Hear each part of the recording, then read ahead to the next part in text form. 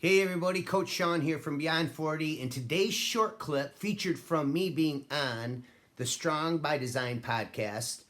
Tons of great feedback coming in on this, 1,000+ downloads and growing rapidly every day. And inside this particular short clip, I share the 3 simple steps to burning a stubborn fat cell.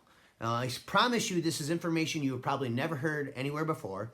And we don't dive too deep into the science. We dumb it down and simplify it for you. And I teach you exactly how to release or oxidize and transport and burn off a stubborn fat cell. So if you got something out of this and you want to listen to the full episode, it's in the description below. Just click that link after you watch this. And of course, always grateful for your time. Thanks for watching, and God bless. Yeah, so again, it goes back to that tube of toothpaste. Yeah. You know, if you just keep your body in a calorie deficit, and you can diet your way to an ideal weight. But again, when you want to get rid of that stubborn fat, it's going to require more of a strategy, because that's exactly what it is. It's stubborn. It's like that end of the toothpaste, right? That's right. And so most people don't understand the science behind how to actually oxidize and burn off a fat cell. And you really don't burn fat cells. This is like a... They just flatten out. They shrink, yeah.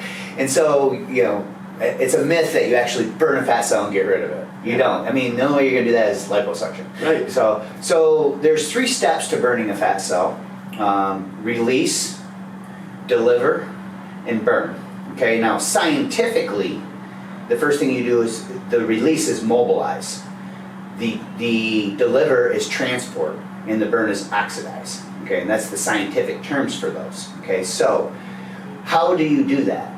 Well, the first thing that you have to do to release a fatty acid from an actual fat cell is you have to have insulin very, very low. So being in a fasted state is when insulin is very, very low.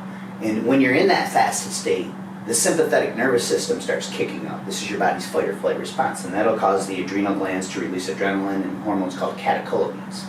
And it'll stimulate the pituitary to release more growth hormone. Okay? These catecholamines are responsible for releasing these fatty acids from a fat cell into the bloodstream. Okay, so how do you release catecholamines? You fast, and then in that fasted state, if you're healthy and you don't have any sugar issues or anything like that, you do high intensity interval training in a fasted state. And that stimulates that fight or flight response. Because you're fasted, you're already in a position where insulin's low and you're doing that, and then so you add this high intensity intervals to it, that kicks up your fight or flight response even higher, and that's what coaxes those adrenal glands to release these hormones. Blood flow plays a very important part in this.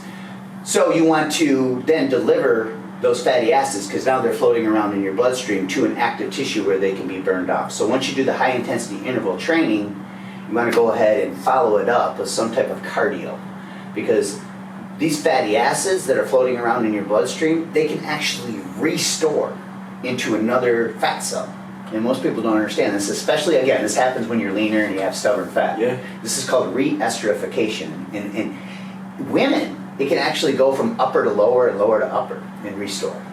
And so this is from one problem area to another. And this is the way the stubborn fat science works. And so then that walking will burn it off. Now, another really good thing is people talk about how spot reduction doesn't work and it's impossible. Well, it's not necessarily true. If you look at some research, fat burning is higher in adjacent pockets of fat that have blood flow. And blood flow is very low in stubborn pockets of fat. So if you're a woman and you got fat on the hips, stimulate your hips. Work your hips and get blood flowing into your hips after you do the intervals. Get the blood flowing in that area first. If you're a guy and you got the stubborn lower belly fat, sure, after you do the intervals, crush 100 abs, do an ab circuit, get blood rushing into the catecholamines will then be delivered to that blood spot, where that blood flow is at. And then walk to burn off those fatty acids that are released at that point. Right. Make sense? Yeah, it does. So that's how you burn a stubborn fat cell. You release it, you transport it or deliver it to working tissue, and then it gets burned off as energy by heart, liver, and muscle tissue. Yeah.